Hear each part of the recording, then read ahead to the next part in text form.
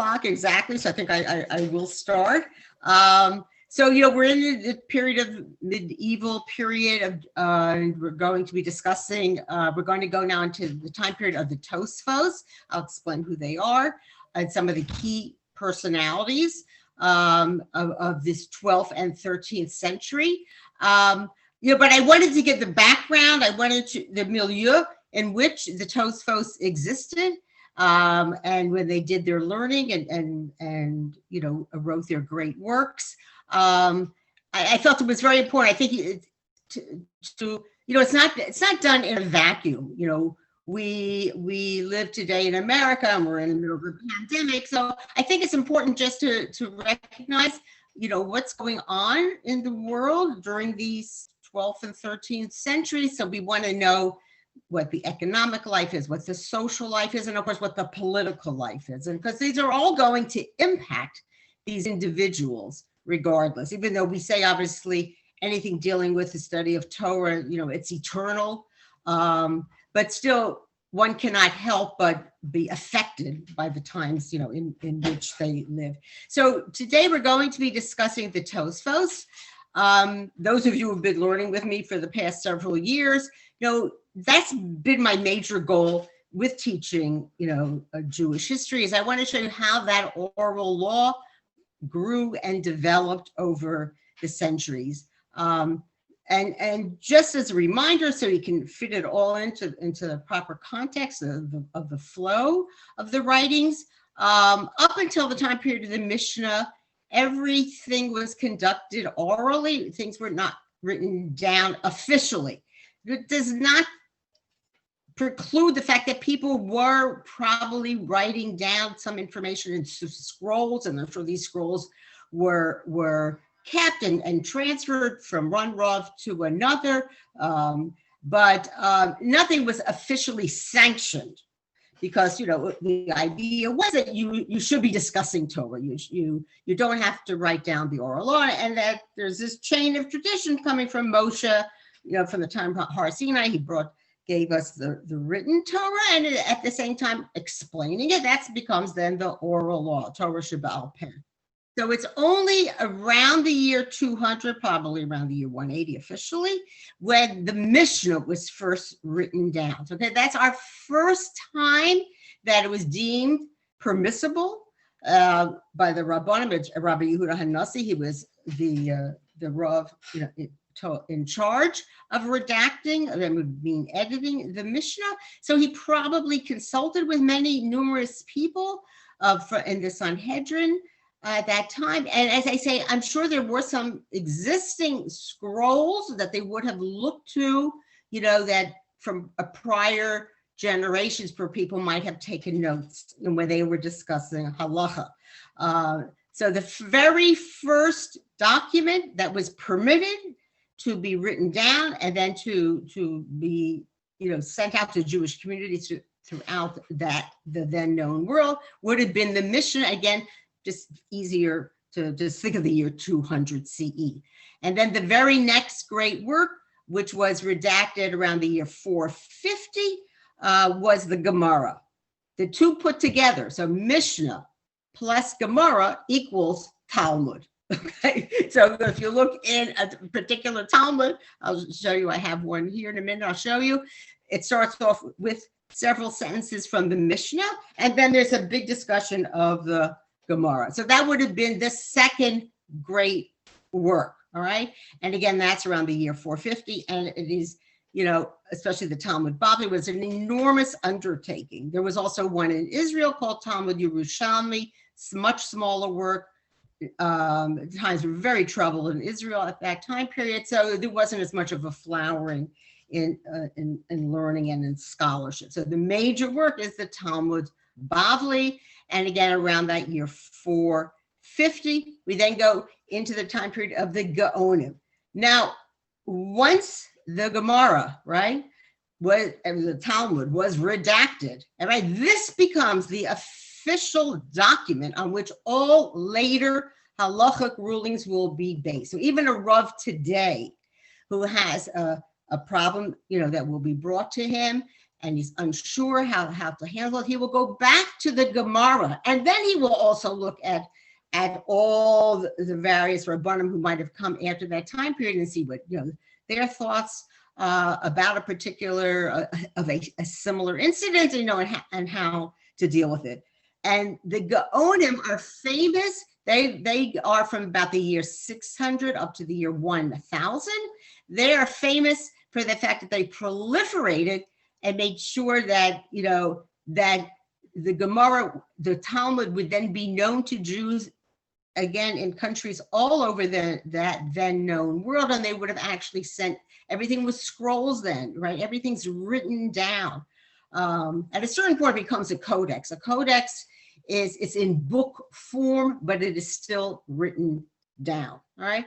And then we are now then, so from the year 1000, we're now going to leave Babylonia because the Jewish community there is going to gradually weaken.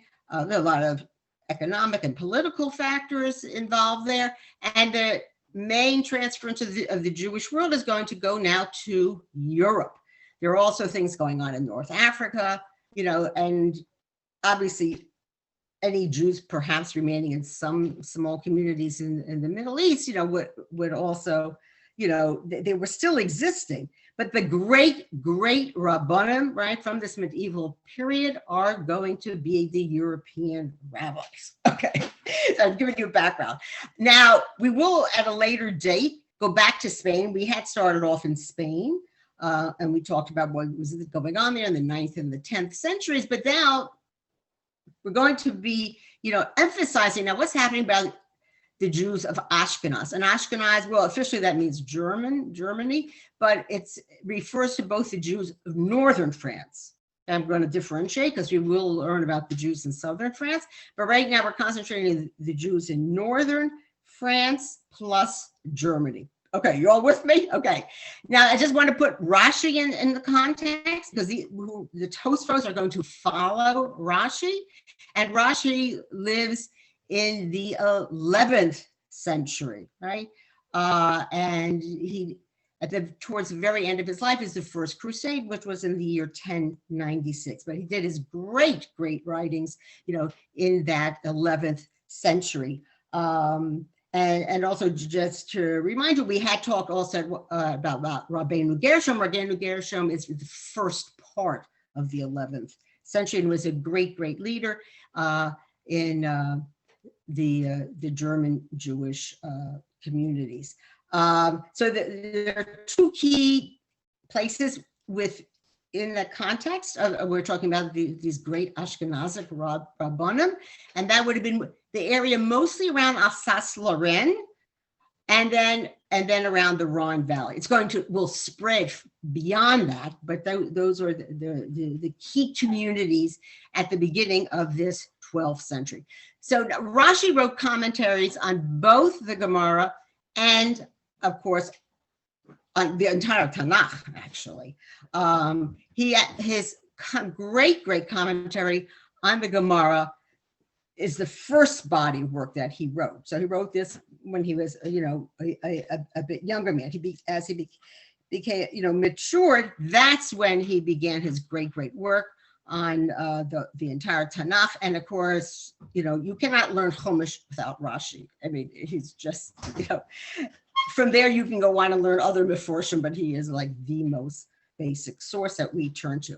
Now the Tosfos, so I'm going to open you up this page of the Gemara. This is from my Daf Yomi thing, which my very nice son Aryeh sends to me. Well, it comes automatically from Art Scroll. So if you look at a Daf, right, of the Gemara, so Rashi, he's always on the inside part, right near where the fold is, the 2 pages. Tosfos always appear on the outside margins, and then there's some other latter Rabbanim who were deemed by later editors to be included as well. But the 2 main ones, right, would be Rashi, who's on the inside part again, right near the binding, and Tosfos. Now Tosfos refers to numerous rabbis. These are the rabbis again of the 12th and the 13th century who are considered to be either the grandchildren or the students then of Rashi. All right, and they are going to be commenting on Rashi, but elaborating and doing a lot more comparing and contrasting, looking at various sources, and then it was eventually obviously edited and put together, and it's called Tosfos. Where do we get the word Tosfos? It's from the word lehosif, to add on. Now, when we had learned about the time period of the Mishnah, we learned that there was something called the Tosefta. That's something different. This is Tosfos. Tosefta were additional Mishnaic writings, which were existing at that time period, but they were not included in the basic Mishnah that Rabbi Yehuda Hanassi redacted. And they, at the end of every Gemara, I don't know if it's in this one, I doubt it, but in those big, large volumes, this article is obviously with Hebrew and English, or Aramaic and English. You'll find them at the very end. So at the end of each particular volume of the Gemara, at the very end, they will list also the Tosefta. Just one thing, which I now understand doing Daf Yomi, there's also something called the Brisa. And the Brisa is also from this same time period, but it's not printed as a separate volume or work. It's incorporated within the page of the Gemara. So let's say right now I'm actually doing Pesachim, which deals a lot with the laws of Pesach, plus many other things that they kind of, this makes me think of something else, and then they have another discussion about that. And they'll often will say, but it says in this brisa so-and-so. Another brisa, it says so-and-so. So it's part and parcel of the Gemara, all right? But now we're talking about these Tosfos, all right? Just like the Tosefta was like an addition to some writings from the Mishnaic period, the Tosfos, they're going to be adding on to Rashi's interpretation and writings, of the basic Gemara, and they're now going to, as I say, put in their thoughts. Okay, so now that you hopefully have a better general picture, of what's going on, in this time period and what's included in these great works. So any scholar, of which I certainly am not, of the Gemara, or even the boys in the yeshiva, they always learn. They'll learn the blot, right? They'll learn. First, we'll read the Mishnah part, then we'll do the Gemara part, but then they will always look and see, well, what does Rashi say? And then they'll see, well, what does Tosfos say? Okay, so again, Rashi's 11th century, Tosfos 12th and 13th centuries. Okay, now I'll go and give you some more specifics. And this I do find amazing, because we had just learned about the most horrible, terrible things that happened to the Jews. These crusades, there were like a series of crusades throughout the 12th and the 13th century. There are three in particular in the 12th century, and there's some additional ones in the 13th century. But it opened this Pandora's box. And then, it was like free-for-all, that it was okay to attack Jews. And it's during this time period when all those horrible accusations and vilifications of the Jews, and that we are the devil, incarnate. They're all going to come out in these centuries, but still with all these terrible things, and sometimes being, banished from one locale, having to move to another locale. This unbelievable scholarship existed. And I think, sometimes when things maybe are so terrible around you, so you do turn more inward, and the Torah is a great solace to study it. And in addition, they had to deal with things that were going on in their various communities, but they would have used their Torah, Talmudic scholarship to help interpret it and to guide the Jews, living in whatever communities they were, as to how to conduct their lives. Okay, so I write it all down. I use a minimum of 4 to 5 sources to get my material. It says, while the 12th and 13th centuries were physically so very tragic to the Jews of France and Germany, they saw at the same time the incredible flowering of Torah scholarship and spirituality. This success was the accomplishment of Rashi's descendants and disciples known as the Tosfos. Um, you know, and a lot of the works that I've looked up, you know, when they discuss, they're called I got this from my son Yechiel, so I make sure I'd say it right. They're called Ba'alei Tosfos. The work itself is called Tosfos. But a fancier English word for these Ba'alei Tosfos would be Tosafis, just so you know, if you see that, you know, listed someplace. The development of the Tosfos commentary on the Talmud marked the further intensification of Talmudic study in the Ashkenazic communities. It irrevocably placed the seal of Talmudic life upon the Jews of Europe. Again, this is the source that you must go to for all the generations to come. If you want to know how to interpret Torah law, you look in the Talmud and then build from there and going forth. Again, well, I just read to you, they're giving credit to the time period of the Tosfos. It starts with the time period of the Gaonim, because they already are the ones who helped to proliferate knowledge of the Gemara to the known Jewish world of their time. The Tosfos commentary consists of commentary, discussion, analysis, and insights into the Talmud and the commentary of Rashi. And I just showed you in the printed Talmud, it appears on the same page as the Talmud's text across from Rashi's commentary. It's sort of like, they're like bookends, you know, with the actual Talmudic text in the middle. There are many different manuscripts and versions of Tosfos stemming from different yeshivot in even different countries. But from the end of the 16th century, because of the printing press, the version to be found in our printed Talmud became the officially sanctioned one. And they also had to make a determination. I mean, there were various Rabbanim who were living, you know, during this time period. Well, which, you know, writings of which Rabbanim are we going to include in the official Tosfos? There are other documents that have come to light of other Tosfos who lived in this time period, you know, but they are not necessarily in this official version that's included in the printed Gemara that we have today, but they are around, and I guess they have started, you know, they are being published, and so some of them are available. The great Tosfos were not only scholars, but public figures. I mean, they were leading, you know, key individuals in their various communities. They were rabbis, teachers, heads of yeshivot, and representatives of the Jewish community to the church and governmental authorities. And this made me think even of the rabbis from the Mishnaic period. You know, then the Jews are still living in the land of Israel, and they had to deal with the Roman authorities. And it was those very great Rabbanim, including somebody like Rabban Gamliel, the third, actually, that's the one from our Haggadah. And they would travel back and forth to Rome to deal with the authorities there, you know, with whoever the Caesar, the emperor was at the time, to discuss matters of great importance to the Jews living then in Judea. Okay.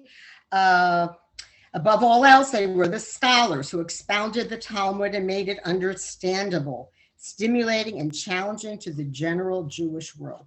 Okay, so now the key person, the first key person after Rashi's death is his son-in-law. Rashi, you know, had only daughters. So now I'm gonna tell you a little bit about him, and he's a key individual in the printed version of the Tosfos. The foundation for the development of the yeshivot of the Tosfos was led by Rashi's son-in-law, Rabbi Meir ben Shemuel. You may not have heard of him, but he lived from 1060 to 1130. So he was 90 years old. No, 70 years old when he passed away. A native of Lorraine, France, he studied in Worms. Okay, that's one of those key German Jewish communities around the Rhine River. After he was married to Rashi's daughter, Yocheved. He eventually returned to France and settled in the town of Ramarut. Now, I have a map here of France. It includes France and Germany. Let me do it this way. And it's, I don't know if you can see here. I don't know if that's officially Alsace-Lorraine, but it's getting fairly close to that region. So I'd say it's between Paris and let's say Alsace-Lorraine. There he founded a great yeshiva and composed the first Tosfos commentary to the Talmud. Again, it was probably initially put perhaps in scrolls, and then they would have been accumulated in an organized fashion, and then eventually printed, but the printing press is not till the 1500s. His comments are incorporated in over half of all the Tosfos commentaries in the printed Talmud. So since I don't study this, I would have to leave it to my husband or my children. But I guess when you're doing Tosfos, that must say, well, Rabbi Meir says such and such, right? It's not the Rabbi Meir from the Mishnaic period. This son-in-law of Rashi's. And just think half of them. So half of the recorded comments that he made appear in our today's printed version. Rabbi Meir recognized Rashi's work on the Talmud fulfilled all reasonable requirements of a running commentary. But what he wanted to do, he's putting his emphasis in a different way. So the first basic, interpretation, you would look for the explanation of the key points. What's Rashi's slant on it? But then you have to go to Tosfos to get a deeper understanding. He places emphasis on critical analysis and on pointing out and resolving apparent inconsistencies in the Talmudic text and logic. I sometimes do that. I believe me, I don't fully understand everything I'm doing when I'm doing Daf Yomi, but sometimes I do come across something and it's like, what? I don't quite see how it relates. So this is what Tosfos are going to be attempting to do. And Rabbi Meir, again, if he wrote half of them, or the ones that are recorded and printed, he wanted to get I asked my son, this is my son Yechiel. So Tosfos does a lot of comparing and contrasting of other textual, things that would have come out in the and trying to understand, what's the underlying, halacha here, what is being discussed here, what are the key issues. The Tosfos commentary reviewed all comparable cases in the entire Talmud and analyzed their similarities and differences. I mean, it's a lot of work to do this. Because as more and more works are going to become available, you have to look into so many more sources, even a Rav today, can you imagine? He has to always go back to the Gemara, of course, that's the original work on which, the halacha is based, but then he has to look at all later interpretations to determine how to deal with something in the modern age. It scanned, again, I'm talking about Tosfos, it scanned all the vast data of Jewish tradition contained in the Talmud. Because as I myself am learning Daf Yomi, like even now I'm doing something about Pesach.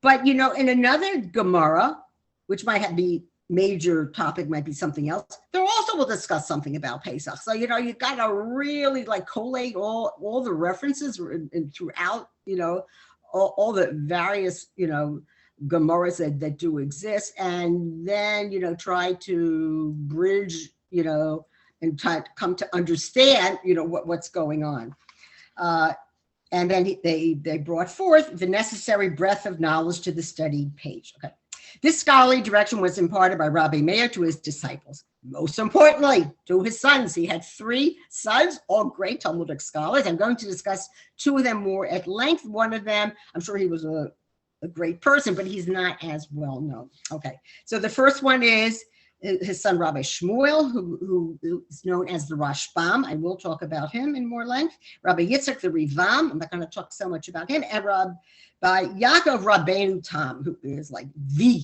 key personality, right, for this time period. Again, we're talking about 12th century France. They were the true Tosfos, and the work of scholars over the next 2 centuries in developing the Tosfos commentary on the Talmud was based entirely on their style, research, analysis, and inspiration. And I have a feeling it's come down right even to this day, their way of analyzing and comparing things to try to come to an understanding what is the halacha. Now, again, just to remind you, the Gemara is basically it will bring down a particular topic that they want to discuss. It's not a book per se, strictly though. You don't know at the end, well, what is the halacha? It's discussions. Rabbi so-and-so says this, Rabbi so-and-so says that.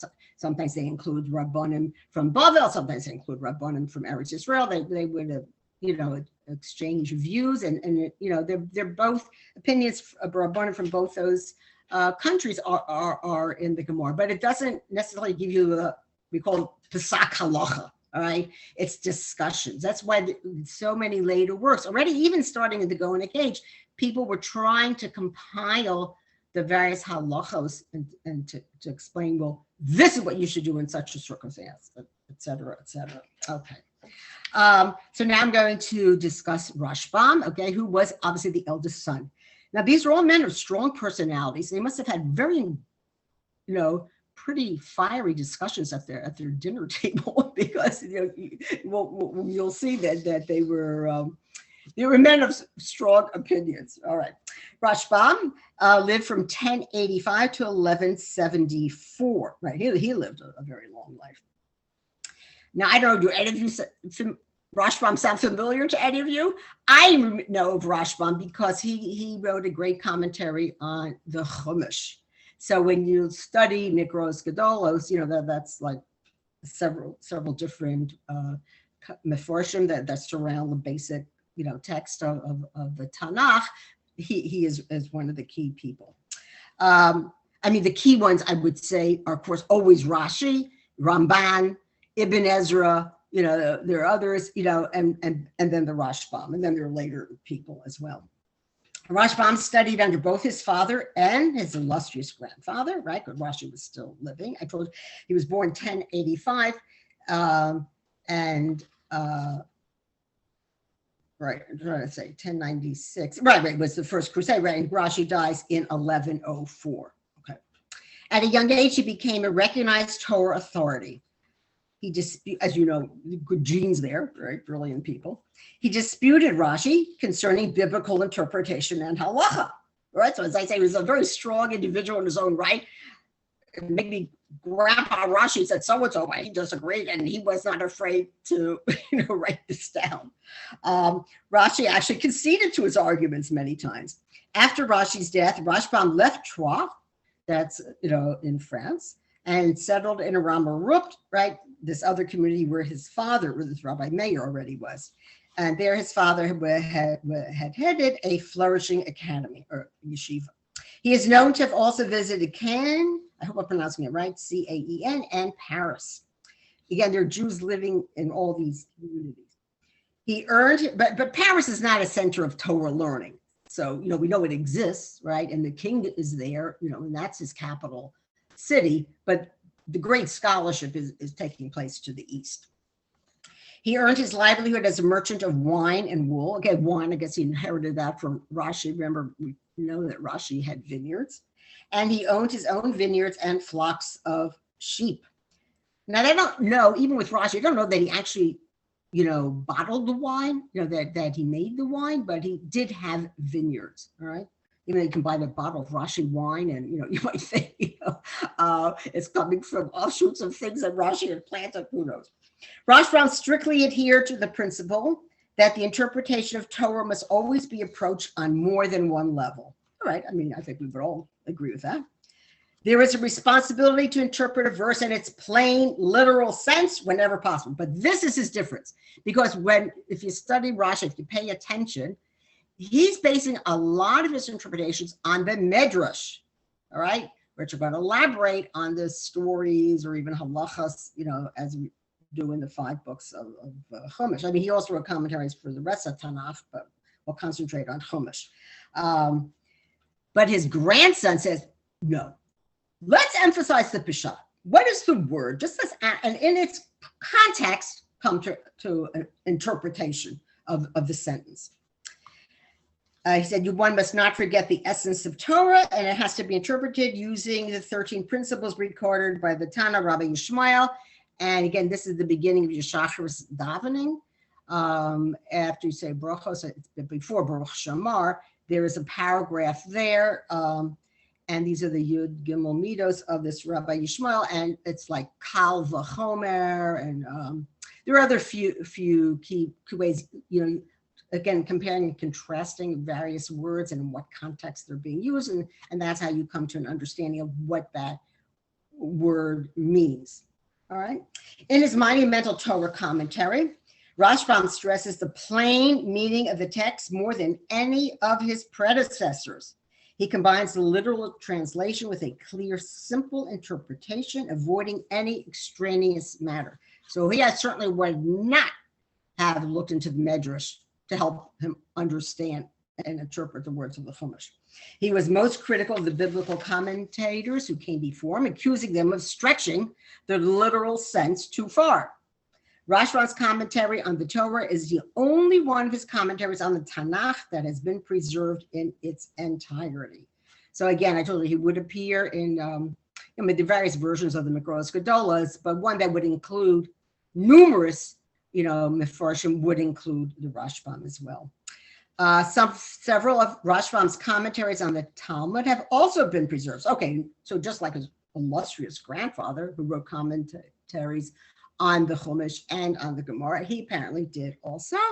And his commentary to, actually when I was discussing this with my son Yechiel, right away he said this, that he wrote what I'm about to read to you. His commentary to Bava Basra in the last chapter of Pesachim, so I'm in Pesachim now, so I guess when I come to the end, I'll at least I'll be able to think, what did Tosfos say at that point. All right, they have been incorporated in today's standard Talmud edition. Perhaps, I don't know the reason. Maybe his father, Rabbi Meir, did not write as much in those two particular Gemaras. So, but he added, his contribution and scholarship is what has come down as like the standard version of Tosfos. Again, for all above Basra and for the ending part of Pesachim. Rashbam uses concise analysis, quotes earlier commentators, and redacts the text of the Talmud itself. Got the big arguments about this. In other words, so to speak, the Gemara was already redacted, right? I mean, this is done, already by the year 500 CE. And now he's coming and saying, this isn't right, this wasn't recorded right. Of course, everything was in scrolls. I mean, everything was handwritten. So obviously errors could have happened in the transference, but he was like adamant that some of these things were wrong. His deletion of entire phrases was frowned upon by his colleagues and especially by his brother, Rabbeinu Tam. Okay, so now we're going to come to Rabbeinu Tam, who was the youngest son of Rabbi Meir's, but he actually is the greatest. Of all the sons. So he was like the giant of 12th century French Jewry. And he lived from the year 1100 to the year 1171. And they tried to say, well, how did he get the name Rabbeinu Tam? So Tam comes from, you talk about a man being Ish Tam, a wholesome person, a complete individual. So that is how he was referred to always as Rabbeinu Tam. And he's sort of, he becomes a leader of the Jews at that time. In other words, not just that he was the most brilliant scholar or Rav during that time period, but he was a great leader of French Jewry. All right. So sort of in the role of, like we mentioned to, like Rabban Gamliel, who would have to converse with the Roman authorities when it came to issues dealing with Judea and the Jews who live there. So he too is going to play that role. Okay, he is the last actually of Rashi's grandsons. I mean, he obviously had 3 daughters, so there were others as well. Rabbeinu Tam became the leader of French Jewry after the death of Rashi. However, the France he lived in was far different from that of his grandfather. The terrible persecution of the Jews sparked by the First Crusade had resulted in the weakening of the Jewish infrastructure in France and the Rhineland. The First Crusade actually had the worst effects in those Jewish communities, but near the Rhine River, along the Rhine River. But obviously they were marauding mobs going through France until they came to that part of Germany. The roads were increasingly dangerous for Jewish merchants and yeshiva students. and the opportunities for economic advancement were curtailed. And now, it's like life is just going to become that much more difficult, for the Jews living in these countries. Yes, Cherna? Your question, yeah, about Rabbeinu Tam. Yes. Why is Shabbos over later? And it's always says Rabbeinu Tam. I'm not discussing halachic things with you. I'm just telling you about his life. Oh, I didn't know it was a halachic. You have questions about that? Ask my son. Okay. Okay, I will. All right. Cherna lives in Southfield, Michigan, where my son Yechiel is the rabbi. Okay. Sorry, I thought it was a. No, I can't give you. I don't know anything about that. I'm not authoritative in that field whatsoever. Okay. Jews fled to England and Central Europe. It's interesting, right? They're going either westwards. Remember, we had discussed this last time, that it was the days of William the Conqueror, who was French, crossed the English Channel, conquered England. That's also 1096, I believe. I'm trying to remember, right? 1066. 1066. Right. And that's when he built the Tower of London, which is right near my son Shalom's. So if you ever go visit my son Shalom and his beautiful shul, the Bevis Mark Synagogue, which is the oldest in London or in England, 10 minutes, literally it's a 10-minute walk from his house to go to the Tower of London. Okay. Back to here now though. Okay. So there's some went, obviously at this time, things are still, they're going to be problematic in England too. We already discussed what happened to the Jews of York, and then the first blood libel actually is going to be in England. But okay, at that point, there incidents. So some Jews still feel, well, they can make a better life for themselves in England, but they're definitely going to be spreading further south, southern Germany, and eastward, going into what I feel think of it as Czechoslovakia, but Moravia, the Czech Republic is, and then of course certainly Austria and Hungary and Romania, et cetera, et cetera. They're not yet in Poland and Lithuania. That's going to come a few centuries after. And the great French yeshivas existed in the Rhine Valley at this point, unfortunately, were severely weakened in prestige and influence. Well, at this time, when I'm going to be later discussing more about the Jews of Germany, this time period, we're not going to learn much more about those towns around that Rhine River, that northwestern part of Germany, okay, because the Jews are going to be spreading away from there. I mean, they were, people were massacred in those towns, and their homes or business, everything was destroyed.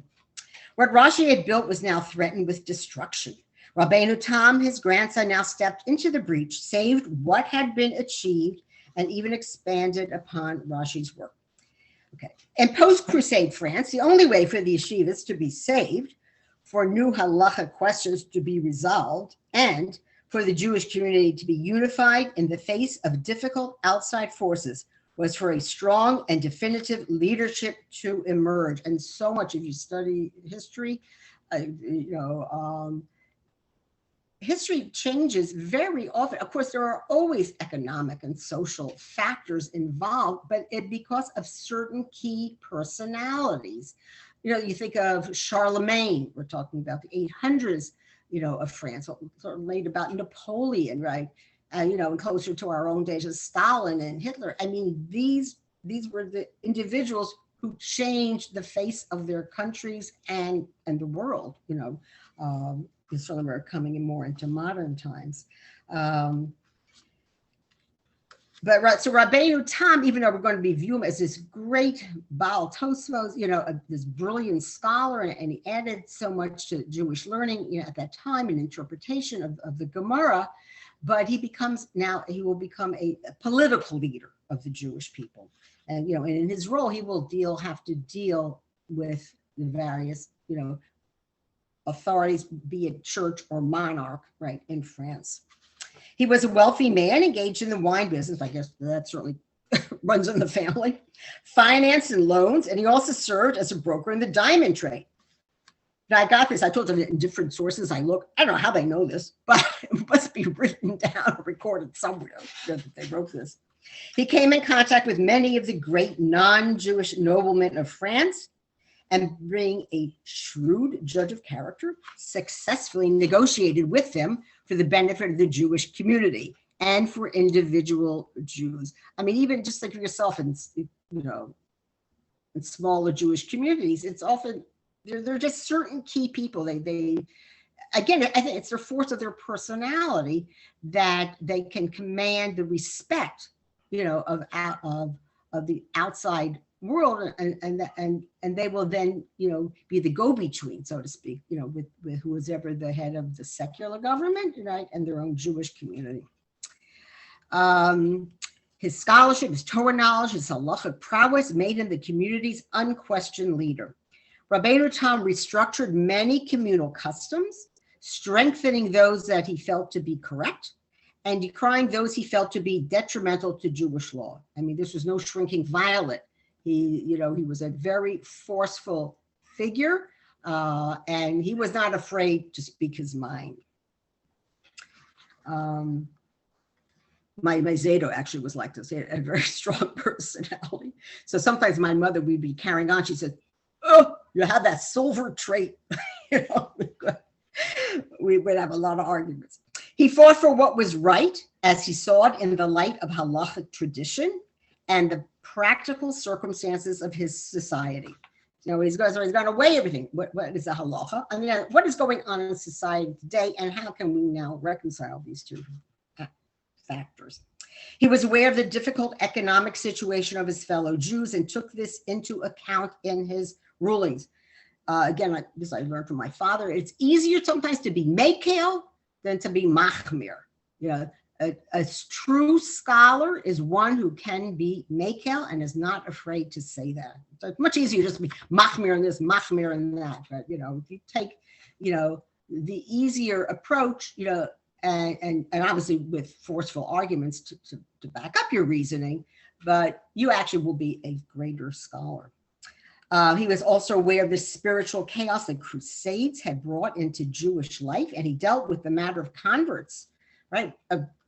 By and large, the ones who converted to Christianity were the Spanish Jews, but there certainly obviously were some in the French and German Jewish communities. I mean, it was very difficult. I mean, if you had the sword hanging above you, to convert at least outwardly, just so your life and the life of your family.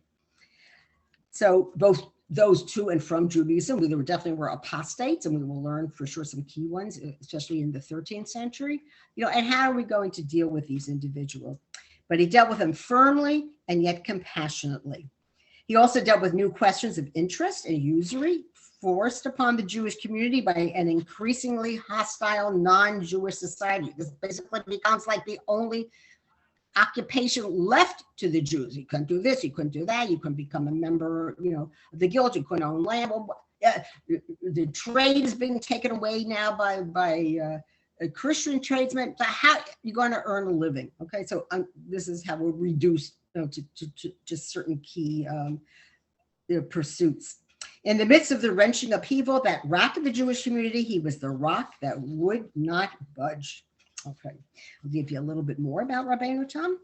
Rabbeinu Tam perfected the analysis of the Talmud, stopping to examine every phrase and thought and sifting the entire wealth of Torah knowledge. I've mentioned this before when I talked about Rabbanim from past centuries, and even till this day, they are doing this. Well, certainly no computers. They had no indexes. I mean, they really had to know where everything was, or where to look to find the information. Well, something in this Gemara, says so and so. But in another Gemara, it's done this way. And now, what does Rashi say about it? And just a tremendous breadth of knowledge. He had a phenomenal memory and a most creative mind. His all-encompassing thoroughness and his definitive conclusions were the hallmarks of his methodology. Rabbeinu Tam's system of study was carried out by his disciples, he had many, and became the prototype for all later Ashkenazic Talmudists. So in other words, his way of thinking and interpreting has come down to us to this very day, all right? And again, because eventually the Tosfos will be written down and will become available, right, to Jews throughout the world. So that way of thinking and interpreting, becomes part and parcel down to this very day. Though often complaining that his public service and commercial life did not leave him sufficient time for Torah study, he nevertheless served as the main teacher of Ashkenazic Jewry, and he was the acknowledged halachic master of his time. You know, you want something done, give it to a busy person, right? Because you really then learn to compartmentalize your life and accomplish a lot. Scholars from Provence, we will learn about them later. They're called Chachmei Provence. These are from southern France. And from Spain, wrote to him and even traveled long distances to meet with him. So obviously it wasn't easy at all to travel these hundreds or thousands of miles, you know, but they did communicate, or scrolls would have been sent out. So, you know, and again, he's now the great leader of the age, Rabbeinu Tam. So they would have wanted to come to him for a definitive decision or halachic interpretation. Now, the one thing I will mention about Rabbeinu Tam, because even I've heard about this, okay, legends of his greatness abound. Rabbeinu Tam became a folk hero to the people of Israel. For example, his opinion on the order in which the parchments of the tefillin are to be placed, contrary to the accepted custom and opinion of his grandfather, Rashi, is, remember the tefillin, the little boxes and what's inside, you know, and the order in which it should be. So you could have to, I believe, Hasidim, I think they follow Rabbeinu Tam, and the other, you know, the Misnakdish world, you know, they will follow Rashi's interpretation of what goes inside those little tefillin boxes. This became the source of many legends regarding the relationship between the aging grandfather and the precocious young grandchild. But look what a strong personality he was, that, I mean, his greatly revered father, you know, Rashi said to do it in such a way, and he's like, oh no, that's not the right way. So that's why we have today two types of tefillin that actually exist. Okay, how are we doing time-wise?